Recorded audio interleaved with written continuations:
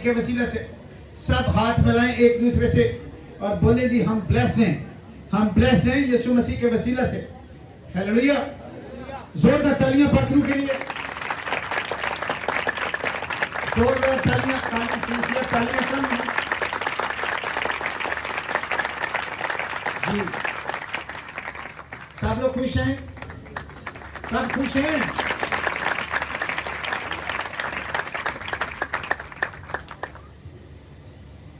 कलीसिया, आज का जो जिंदा पाक कलाम है, मैं ईमान रखता हूं कि आप में से बहुतों की जिंदगी वो बदल देगा। हालेलुया। आज हम सीखेंगे सरदार काहिन के बारे में। हालेलुया। आज हम किसके बारे में सीखेंगे? जरा बोलते रहेंगे तो हम जल्दी सीखेंगे। आप देखिए, मेरे साथ निकालिए अब्रानियों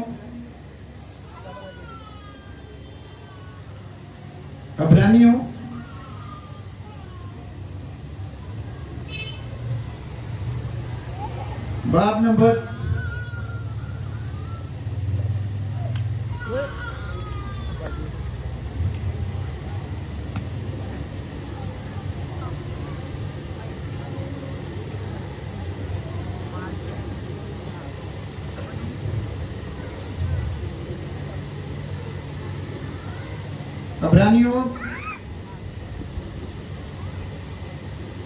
9 बाब और उसकी आयत नंबर 11 से हम पढ़ेंगे।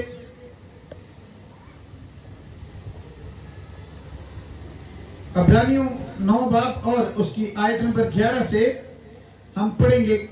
और खुदा के जिंदा पाक कलाम में यूं लिखा है, लेकिन जब मसीह आइंदा की अच्छी चीजों का सरदार काहिन होकर आया तो उस बुजुर्ग तर और कामिल तर खेमा की राह से, जो हाथों का बना हुआ यानी इस दुनिया का नहीं और बकरों और बछड़ों का खून लेकर नहीं, बल्कि अपना ही खून लेकर पाक मकान में एक ही बार दाखिल हो गया और अब्दी खलासी कराई। हम दोबारा पढ़ते हैं ताकि सब अच्छी तरह सुन लें। अब्रानियों के नाम पौलुस रसूल का खत बाब नंबर 9 और आयत नंबर 11 से हम पढ़ना शुरू करेंगे। और लिखा, लेकिन जब मसीह आइंदा की अच्छी चीजों का सरदार काहिन होकर आया तो उस बुजुर्ग तर और कामिल तर खेमा की राह से, जो हाथों का बना हुआ यानी इस दुनिया का नहीं और बकरों और बछड़ों का खून लेकर नहीं, बल्कि अपना ही खून लेकर पाक मकान में एक ही बार दाखिल हो गया और अपनी खलासी कराई। खुदा के पाक कलाम का पढ़ा, सुना और समझा जाना हम सब के लिए वैसे बरकत हो। सब कहें आमीन। कलीसिया, आज का जो अनवान है, उसका मतलब जो टाइटल है वो है सरदार काहिन। आप देखेंगे हर दौर में सरदार काहिन होता है। शरीयत ने बेसिकली हमें ये सिखाया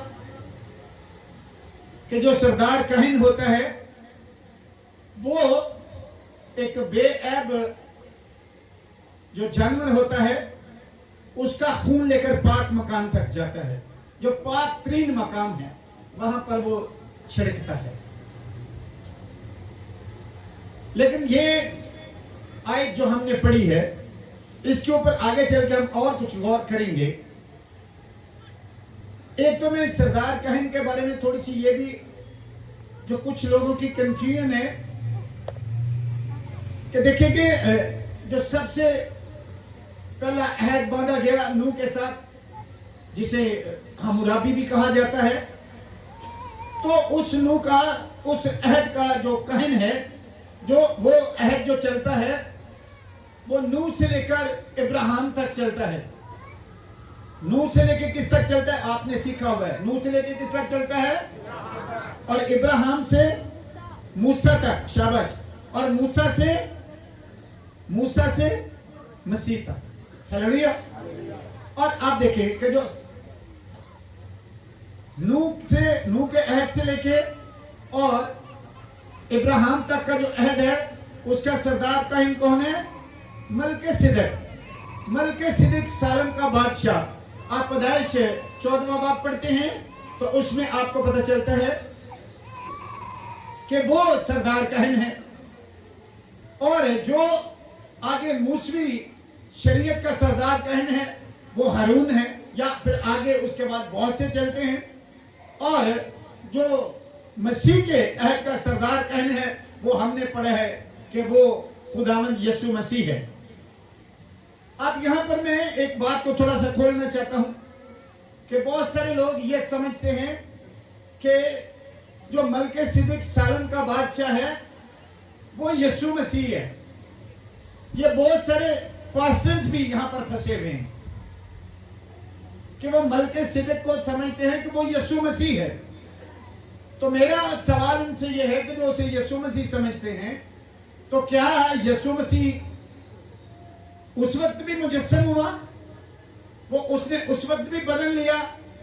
اس نے اس وقت بھی بادشاہی کی جو زمینی بادشاہی ہے، جو مادی بادشاہی ہے، جو مٹ جانے والی بادشاہی ہے؟ جبکہ وہ تو کہتا ہے کہ میری بادشاہی اس جہان کی نہیں ہے۔ اگر میری بادشاہی اس جہان کی ہوتی تو میرے جو ساتھی ہیں وہ لڑائی کرتے، وہ لڑتے، اور میں اپنے باپ سے درخواست کرتا اور وہ فرشتوں میں 12 تمن بھیج دیتا۔ وہ کہتا ہے میری بادشاہی اس زمین کی نہیں ہے۔ تو یہ ملک صدق سالم کا بادشاہ جس کے بارے میں اگر آپ عبرانیوں 7واں باب جب پڑھتے ہیں تو وہاں پر جو بات لکھی ہے کہ لکھے کہ وہ خدا کے بیٹے کے مشابہ، خدا کا بیٹا نہیں، خدا کے بیٹے کے مشابہ ٹھہرا۔ اب یہاں پہ آگے لوگ پھنس جاتے ہیں۔ پھر آگے لکھا کہ وہ بے باپ، بے ماں اور بے نسب نامہ۔ اب یہاں پر بھی اب آپ اگر آپ اسے یسوع مسیح سمجھتے ہیں تو یسوع مسیح کا تو نسب نامہ ہے، یسوع کی ماں بھی ہے، یسوع کا باپ بھی ہے، وہ تو بے نسب نامہ نہیں ہے۔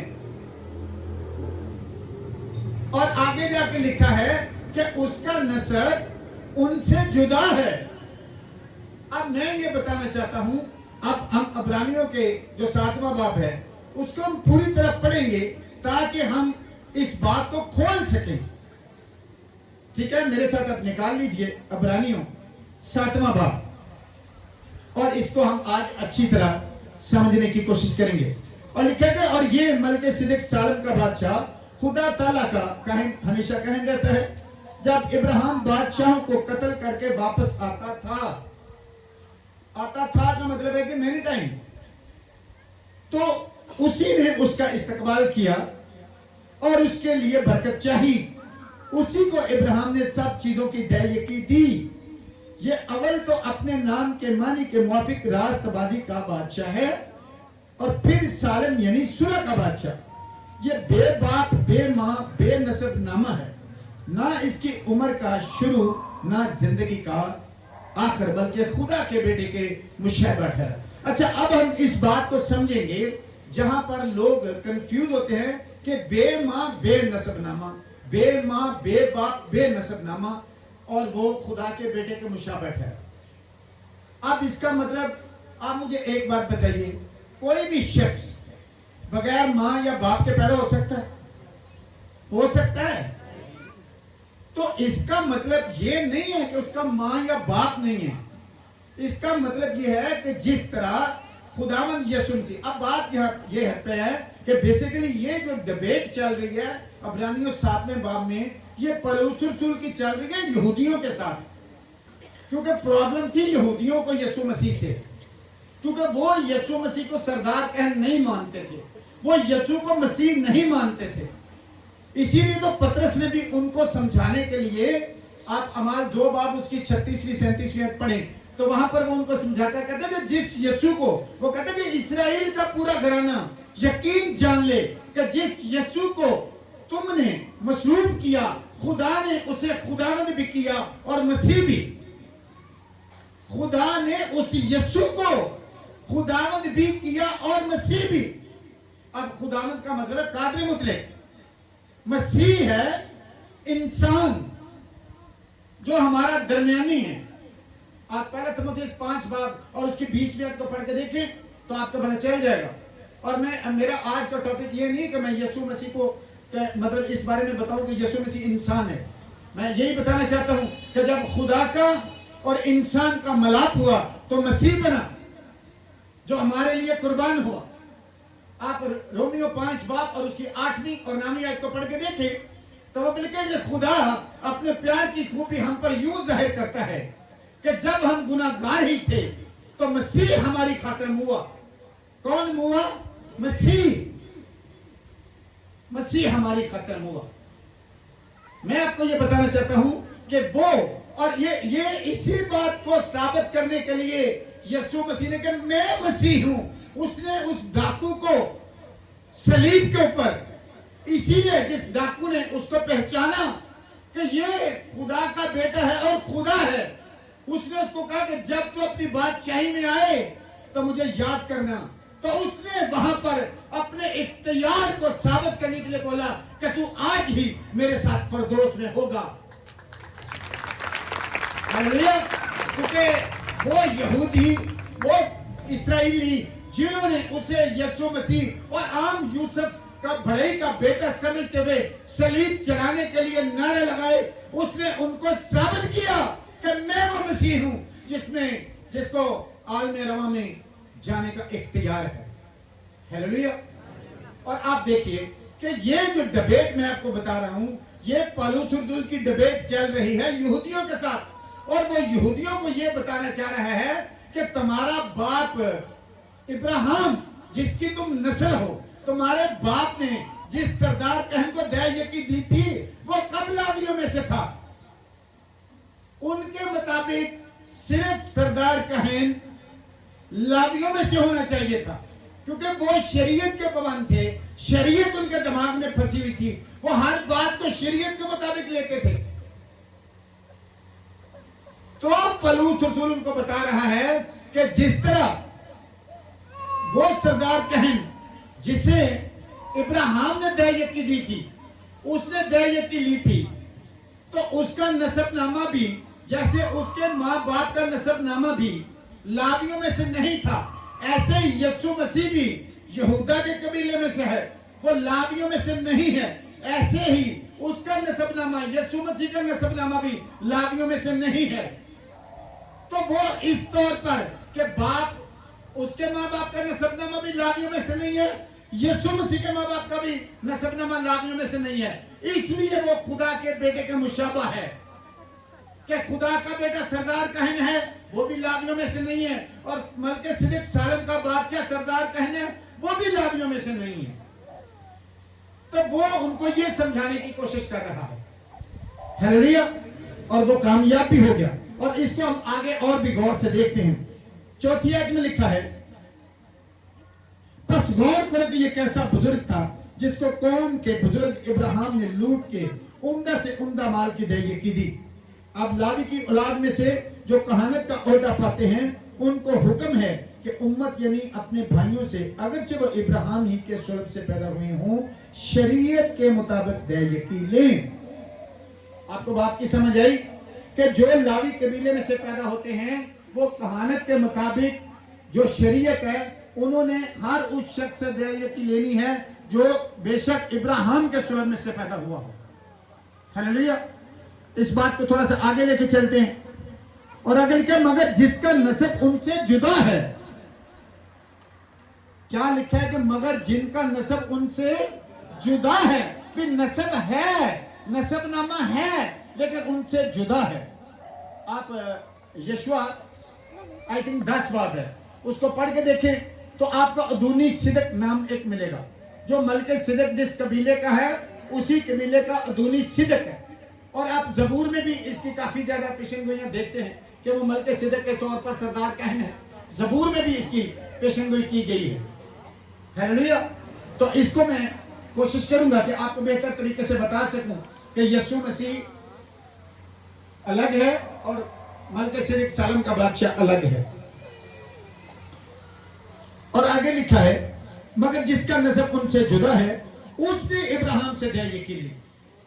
یہ اب یہاں پر پالوس رسول یہ بات کلیئر کر رہا ہے مگر جس کا نسب ان سے جدا ہے، مگر لاویوں سے اس کا نسب نامہ جدا ہے.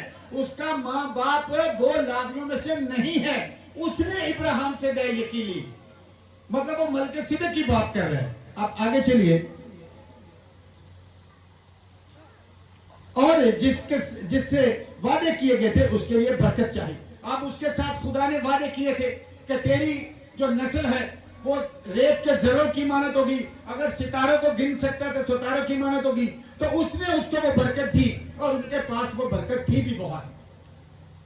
अब उनके पास आप देखेंगे कि एक वक्त आता है कि इब्राहिम के पास इतना माल हो जाता है, मतलब जानवर इतने ज्यादा हो जाते हैं कि उसका भतीजा लूत उसके साथ होता है। तो उन दोनों के पास इतनी ये बरकत आ जाती है, उनमें लड़ाइयाँ होती हैं, फिर वो अलग अलग हो जाते हैं। फिर लूत जो है वो सदूम की वादी की तरफ चला जाता है और ये इब्राहिम वहीं पर ही रहता है।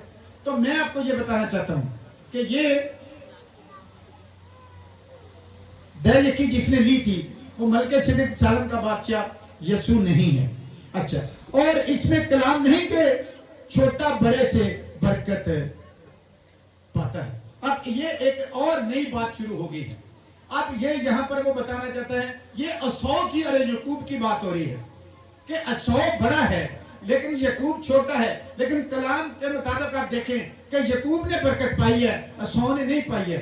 अब यहाँ पर यकूब का जिक्र इसलिए है कि जितने लावी हैं वो यकूब में से हैं। वो यकूब के जो 12 बेटे हैं उनमें से एक लावी है और उसकी नस्ल कहानत करती है। हालेलुया।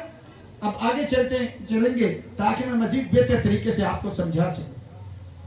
और आगे क्या, और यहां तो मरने वाले आदमी दया यकी लेते हैं, मगर वहां वही लेते हैं जिसके हाथ में गवाही दी गई कि वो जिंदा है। और ये यीशु मसीह की बात है और ये आसमानी बात हो रही है, ये यहां की नहीं है कि वहां वो दया यकी लेता है। यीशु मसीह की बात हो रही है कि वो जिंदा है। हालेलुया। और उसने बोला यहां तो मरने वाले दया यकी लेते हैं। ये जमीन की बात हो रही है कि जमीन पर दया यकी लेने वाले जितने आज के दौर में देख लें, जितने पास्टर दया यकी लेते हैं सब मर जाते हैं। उसके जितने लावी थे, जितने सरदार कहने हुए सब मर गए। तो ये उनकी बात हो रही है कि मरने वाले दया यकी लेकर वहां जिंदा, मतलब ये यीशु मसीह की बात है।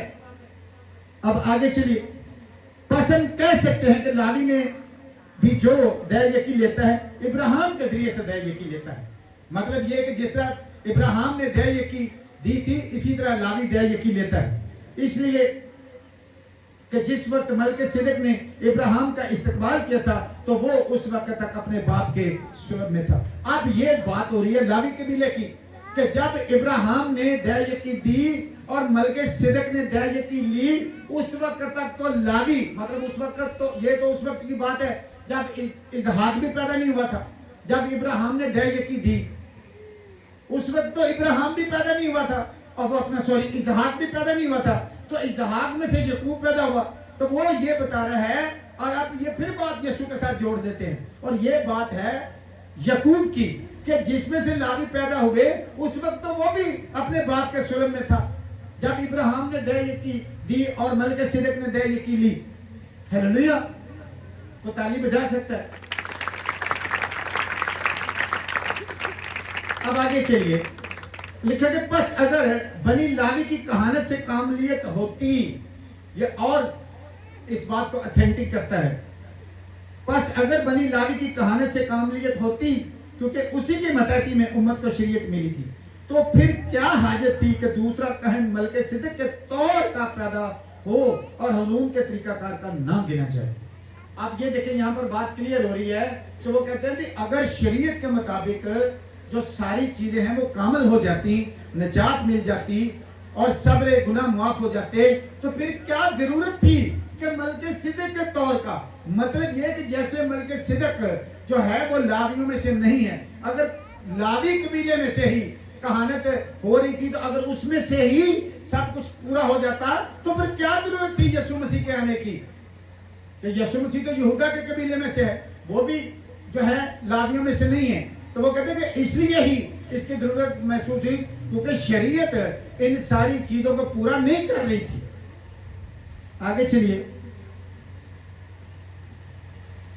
और जब कहानत बदल गई तो शरीयत का बदलना जरूर है। अब यहां पर थोड़ी सी बात गहरी है کہ جب کہانت بدل گئی تو شریعت کا بدلنا بھی ضروری ہے. میں آپ کو یہاں پر ہی لے کے آنا چاہتا تھا. کہانت تبدیل ہو گئی, یہودا کے قبیلے میں آ گئی, یسوع مسیح سردار کہن ہو گیا. اچھا, شریعت میں خون کس کا ہوتا تھا؟ سب بولے. اب شریعت کے مطابق خون کن کا بہایا جاتا تھا؟ تو اس عہد میں برا کون ہے؟ اونچی بولیں, آپ صحیح بولیں, اونچی بولیں. تو خون کس کا ہے؟ بچڑوں کا خون مردہ, یسوع مسیح کا خون. ان کی ہیکل زمین پر, ہماری ہیکل آسمان پر. تو ہے جوڑ, ہمارا تو جوڑ ہے ان کے ساتھ.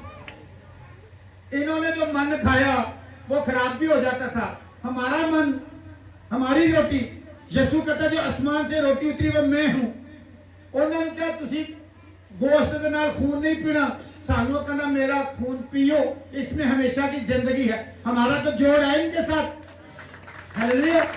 وہ کہتا میرا خون پیو, اس میں ہمیشہ کی زندگی ہے. موسیٰ کا آسا ڈنڈا, ہمارا آسا مسیح. آسا جو نا اختیار کو ظاہر کرتا ہے, ڈنڈا اختیار کو ظاہر کرتا ہے. ہلیلویا. تو ہمارا اختیار والا کون ہے؟ وہ کہتا ہے کہ آسمان اور زمین کا کل اختیار میرے پاس ہے. اور ان کا سردار کہن پاک ترین پر مقام پر جا کے جانوروں کا خون چھڑکتا تھا, اور ہمارا برا اپنا خون آپ لے کے داخل ہو گیا. ہلیلویا. ان کا سردار کہن ہر سال جاتا ہے, ہمارے سردار کہن نے اپنا ہی خون ایک ہی بار گزرانا اور ہمیں ہمیشہ کے لیے کامل کر دیا. ہلیلویا. ہمیشہ کے لیے کامل کر دیا ہے. جو پاک کیے جاتے ہیں, یسوع مسیح کا خون زندہ ہے, اور کلام میں لکھا ہے کہ وہ ہابل کے خون سے اچھی باتیں کرتا ہے. ہلیلویا. آپ دیکھیے, ہمارا سردار کہن زندہ ہے اور عبدالآباد زندہ ہے. ہلیلویا. اور ہم بھی جتنے اس کے خون سے کورڈ ہیں, خوشخبری یہ ہے, ہمارے سردار کہن کی طرف سے خوشخبری یہ ہے کہ آپ میں سے جتنے بھی یہ سمجھتے ہیں کہ میرا بدن یسوع مسیح کے خون سے کورڈ ہے, وہ ہمیشہ زندہ رہیں گے مسیح کے ساتھ. ہلیلویا. وہ مسیح کے ساتھ ہمیشہ زندہ رہیں گے. انہیں کہنا کہ جہاں میں جاتا ہوں تمہیں بھی وہاں لے کے جاؤں گا. میں جاتا ہوں. اس نے کہا کہ وہ زندہ ہونے والوں میں پہلا پھل, اور اس کے بعد اس کے لوگ. اس وقت جب یسوع آئے گا, پہلی قیامت ہوگی, تو جو مسیح میں سوئے ہوں گے وہ اٹھ کے اس کا استقبال کریں گے, اور جو زندہ ہوں گے وہ جلالی بدن اختیار کر لیں گے. ہلیلویا. یہ خوشخبری ہے جو دوسری قوموں کے پاس نہیں ہے. دوسری قوموں کے پاس ایسی امید نہیں ہے کہ ان کا خدا زندہ خدا, ان کا برا زندہ ہو. ہلیلویا. ہمارا سردار کہن بھی ہمیشہ زندہ ہے, ہماری روٹی بھی ہمیشہ زندہ ہے, ہمارا خون بھی ہمیشہ زندہ ہے, اور ہماری امید بھی ہمیشہ زندہ ہے, اور وہ خداوند یسوع مسیح ہے. ہلیلویا. تالی کو بجا دیا کریں. اس کو میں کلیئر کرنے کے لیے آپ کو آگے اور لے کے چلتا ہوں تھوڑا سا, بلکہ کیونکہ جس بابت یہ باتیں کہی جاتی ہیں وہ دوسرے قبیلہ میں شامل ہے. اب آپ کو بات کی سمجھ آ گئی کہ مگر جس کی بابت یہ باتیں کہی جاتی ہیں وہ دوسرے قبیلہ سے ہے. مطلب وہ تو صدیق کے قبیلہ سے ہے, یسوع مسیح یہودا کے قبیلہ میں سے ہیں, اور شریعت والے لاوی کے قبیلہ میں سے ہیں. بات کی سمجھ آئی ہے؟ میرا خیال ہے آج بہتوں کا ذہن کھل گیا ہوگا. خداوند آپ کو برکت دے. ہلیلویا. اور چنانچہ ظاہر ہے کہ ہمارا خداوند یہودا میں سے پیدا ہوا, اور اس فرقہ کے حق میں موسیٰ نے کہانت کا کچھ ذکر نہیں کیا, کیونکہ کہانت تو لاویوں میں سے ہے. اور پھر آگے دیکھیے, اور لکھا کہ جب ملک صدق کی مانند کا ایک اور ایسا کہن پیدا ہونے والا تھا جو جسمانی احکام کی شریعت کے موافق نہیں बल्कि गैर फनी जिंदगी की कुव्वत के मुताबिक मुकर्रर हो तो हमारा दवा और भी साफ जाहिर हो जाता है। इनके अहकाम जो जिस्मानी हैं वो तख्तियों पर लिखे गए, वो पत्थर पर लिखे गए, और हमारे उसने कहा कि मैं अपना कानून तुम्हारे दिलों पर लिखूंगा और तुम्हारे ज़हनों में डालूंगा। हालेलुया। उसका कानून हमारे दिलों पर लिखा गया है और वो हमारे ज़हनों में है। और हमारा सरदार कहन, हमारा बर्रा खुदावंद यीशु मसीह जिंदा है और वो मेरे और आपके अंदर है। हालेलुया। जोरदार तालियां पापी के लिए।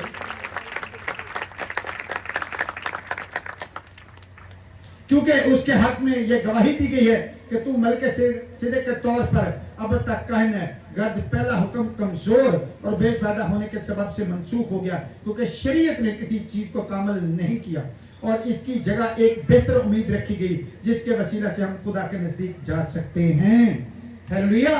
कि वो पाक तरीन मकाम जहां पर पहले सिर्फ सरदार कहन जाता था, अब आप में से जो भी अपने आप को यीशु मसीह के खून से रास्तबाज बना लेता है, पाक कर लेता है, वो वहां तक पहुंच जाता है। हालेलुया। खुदा आपको कलाम के वसीले से बरकत दे। आमीन।